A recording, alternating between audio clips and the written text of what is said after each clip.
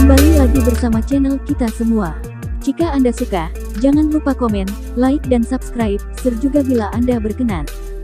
Selamat membaca dan mendengarkan. Perintah Kaisar Naga, Bab 3529-3531. Ketika Dev tiba di lembah roh darah, Dustin sudah menunggu Dev di pintu masuk lembah.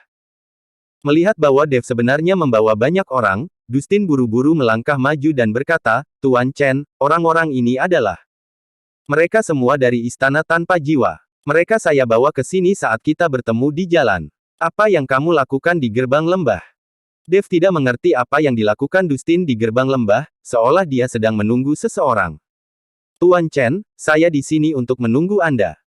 Setelah Dustin selesai berbicara, dia mencondongkan tubuh ke telinga Dev dan berbisik, "Tuan Chen, orang yang menjual jam batu giok kepada Anda ada di sini, dan dia tampaknya sangat kuat. Dia bersikeras ingin bertemu denganmu. Dia mungkin datang ke sini berniat ingin mengambil kembali jam itu." Dustin mengira pria parubaya itu ada di sini untuk mengambil kembali jam itu, jadi dia terus menunggu Dev di mulut lembah dan berencana memberitahu Dev terlebih dahulu, membiarkan Dev bersiap secara mental. Tapi ketika Dev mendengar ini, dia langsung menjadi gembira, di mana pria itu sekarang. Di dalam, Tuan Hantu Tua dan guruku sedang menemaninya, dia sangat arogan, kata Dustin.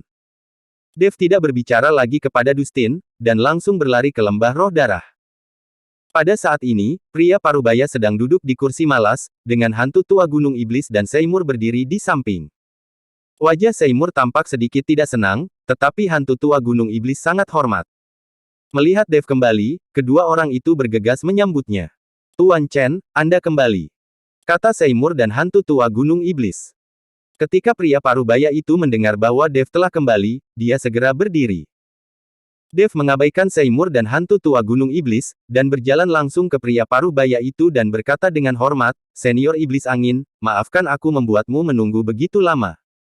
Kata-kata Dev membuat Seymour dan hantu tua gunung iblis tercengang di tempat, wajah mereka penuh rasa tidak percaya.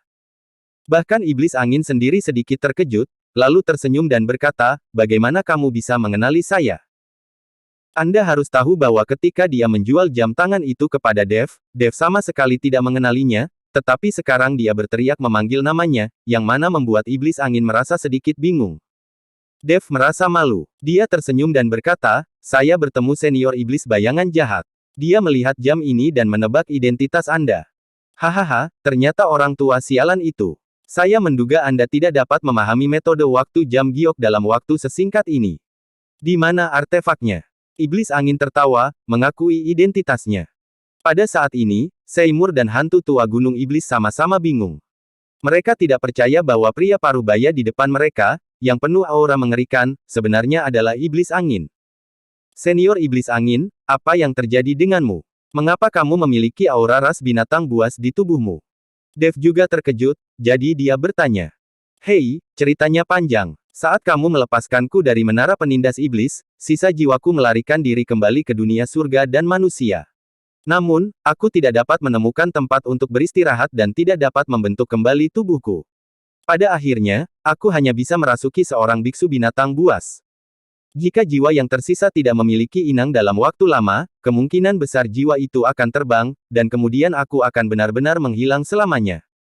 Iblis angin menjelaskan. Setelah mendengarkan penjelasan iblis angin, Dev menyadari bahwa tubuh ini adalah milik seorang biksu binatang, tidak heran dia memiliki aura binatang di dalam dirinya. "Leluhur, murid ini pantas mati. Saya benar-benar lancang menyerang leluhur. Saya meminta leluhur untuk menghukum saya." Hantu tua gunung iblis berlutut di depan iblis angin dengan bunyi gedebuk. Sekarang dia tidak ragu lagi dengan identitas iblis angin. Bagaimanapun, iblis angin baru saja menggunakan tinju cahaya suci. "Bangunlah. Kamu yang tidak tahu, dan kamu tidak bersalah." Iblis angin melambaikan tangannya dan berkata. Hantu tua gunung iblis berdiri dengan kegembiraan di wajahnya, tubuhnya sedikit gemetar karena kegembiraan. "Senior iblis angin, saya bertanya-tanya mengapa Anda mencari saya." Dev penasaran mengapa iblis angin datang ke sini untuk mencarinya. "Tentu saja aku mencarimu untuk meminta bantuanmu. Aku telah menggunakan tubuh orang lain, dan tidak ada cara untuk meningkatkan kekuatanku. Tubuh ini tidak dapat menahannya. Jadi aku perlu membentuk kembali tubuhku, tetapi untuk membentuk kembali tubuhku, aku membutuhkan batu iblis surgawi. Aku ingin kamu menemukan batu iblis surgawi untukku sehingga aku dapat membangun kembali tubuh fisikku. Kata iblis angin. Senior iblis angin, sangat sulit untuk membentuk kembali tubuh, dan kekuatanmu akan sangat berkurang pada tahap awal. Saat ini senior iblis bayangan jahat juga sedang membentuk kembali tubuhnya. Dia mendapat dukungan dari lembah orang mati, dan kekuatannya saat ini tidak terlalu kuat. Setidaknya, kamu sekarang memiliki tubuh orang lain dan kekuatannya cukup bagus, kata Dev kepada iblis angin. Jika saya dapat membentuk kembali tubuh fisik saya, meskipun pada awalnya sulit, itu akan menjadi lebih baik dan lebih kuat di masa depan. Ketika saya berhasil membentuk kembali tubuh fisik saya akan bisa mendapatkan kembali kekuatan puncakku. Itu seperti hidup kembali. Tubuh ini sangat buruk. Kulit bau ini memiliki wajah berbulu sehingga sulit untuk mendapatkan perempuan.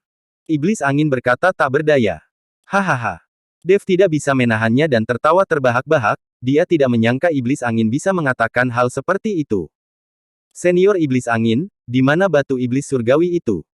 Dev masih tidak tahu di mana batu iblis surgawi itu, dan dia tidak dapat membantu iblis angin menemukannya.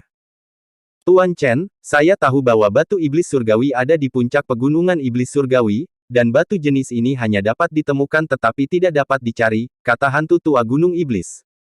Ketika Dev mendengar ini, dia terdiam. Di mana dia bisa menemukan sesuatu seperti ini yang hanya bisa ditemui tetapi tidak bisa dicari? Kamu tidak perlu khawatir, perhatikan saja batu iblisnya.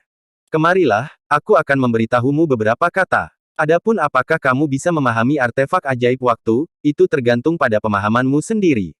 Iblis angin melambai pada Dev. Dev mendekat, dan iblis angin membisikkan sesuatu di telinga Dev.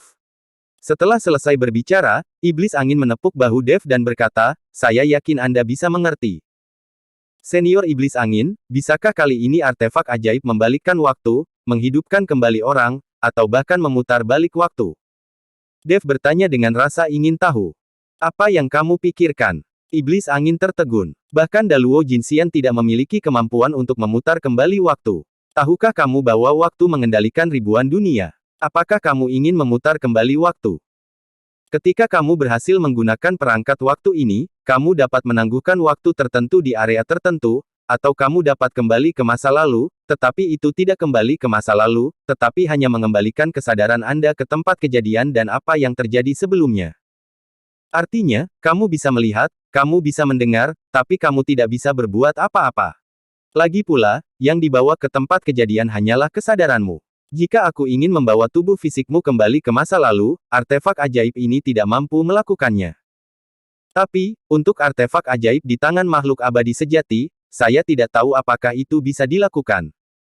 Setelah mendengarkan penjelasan iblis angin, Dev memiliki pemahaman awal tentang jam, dan dia juga tahu metodenya. Sekarang dia harus memikirkannya sendiri. Terima kasih, senior iblis angin, atas bimbingan Anda, kata Dev dengan penuh rasa terima kasih. Hahaha, akulah yang harus berterima kasih. Jika kamu tidak melepaskanku dari menara penindas iblis, aku masih akan tersegel sekarang.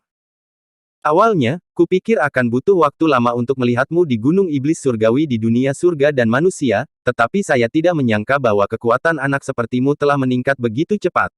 Meskipun kamu hanya berada di alam kesengsaraan transendensi tingkat pertama, saya khawatir Anda bahkan tidak akan kesulitan untuk membunuh biksu tingkat kelima dari alam kesengsaraan transendensi, kan?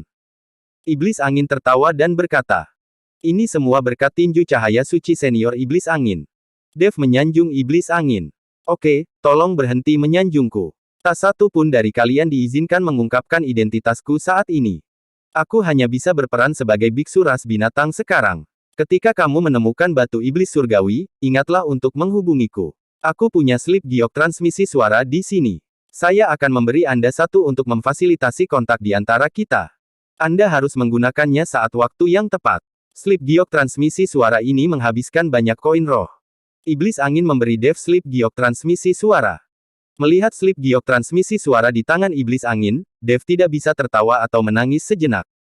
Tampaknya ahli jimat di dunia surga dan manusia benar-benar langka. Bahkan iblis besar ini tidak dapat menyempurnakan mantra sederhana. Senior iblis angin, kamu harus menyimpannya sendiri. Aku punya lusinan slip giok pemancar suara di sini. Aku akan memberikannya kepadamu. Selama kamu merindukanku, kamu bisa menggunakannya. Jangan sungkan untuk menggunakan slip giok ini. Saya bisa mendapatkan benda ini dengan menyempurnakan ratusan di antaranya. Dev mengeluarkan lusinan slip giok transmisi suara dari cincin penyimpanan dan berkata, "Brengsek." Iblis angin melihat lusinan slip giok pemancar suara di tangan Dev dan hanya bisa mengutuk. Iblis angin tidak sopan, dia mengambil lusinan slip giok transmisi suara itu dan pergi. Melihat punggung iblis angin, hantu gunung tua iblis masih linglung. Dia tidak menyangka bahwa dia benar-benar akan melihat leluhur iblis angin. Setelah iblis angin pergi, Dev berkata kepada Seymour dan hantu tua gunung iblis, "Saya bertemu orang-orang dari istana tanpa jiwa di jalan dan membawa mereka ke sini." Orang-orang dari istana tanpa jiwa. Bukankah mereka akan membunuh kamu? Orang-orang ini semua adalah anjing dari aliansi penyegelan iblis. Seymour bertanya dengan bingung. Sekarang orang-orang dari istana tanpa jiwa ingin melepaskan diri dari aliansi penyegelan iblis, jadi aku membawa mereka ke sini. Aku sudah memikirkannya. Lembah roh darah ini cukup besar. Jika orang-orang dari istana tanpa jiwa ada di sini untuk sementara waktu, menurutku tidak mungkin bagi aliansi penyegelan iblis bisa menemukan mereka. Kata Dev. Jika orang-orang ini tidak memburu Tuan Chen lagi, maka saya tidak keberatan membiarkan mereka tinggal di lembah roh darah. Kata Seymour. Oke, aku akan membawamu menemui mereka. Setelah Dev selesai berbicara, dia membawa Seymour dan hantu tua gunung iblis menemui Tades dari istana tanpa jiwa.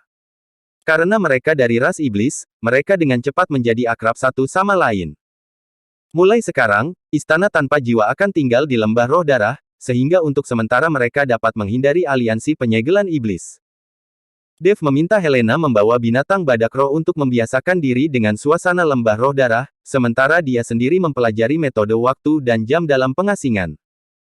3 hari kemudian, binatang badak roh menjadi akrab dengan aura lembah roh darah, dan hubungannya dengan Helena menjadi lebih dalam. Selama periode ini, Seymour sedikit tidak sabar. Dia benar-benar ingin tahu siapa yang membunuh seluruh orang di lembah roh darah.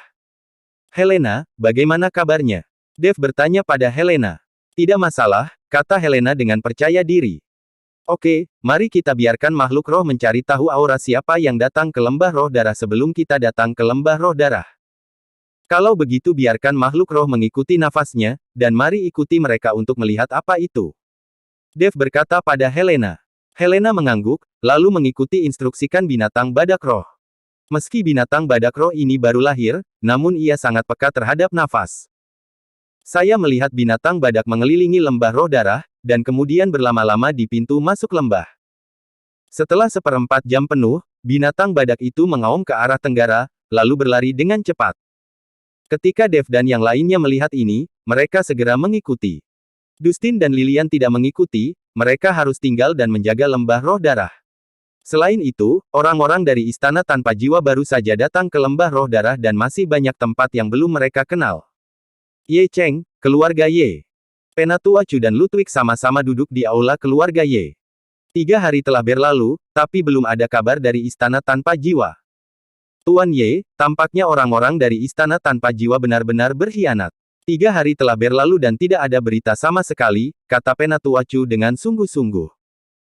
Kali ini, dia membawa Tyrell ke Gunung Iblis Surgau, tetapi Tyrell mati, dan orang-orang di istana tanpa jiwa juga memberontak.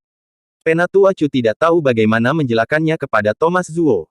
Jangan khawatir, Penatua Chu. Selama orang-orang dari istana tanpa jiwa ini tidak meninggalkan Gunung Iblis Surgawi, cepat atau lambat mereka akan ditemukan.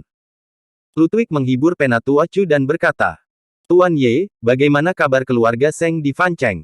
Pemimpin aliansi secara pribadi telah mengundang keluarga Seng berkali-kali untuk bergabung dengan aliansi penyegelan iblis, tetapi keluarga Seng selalu menolak.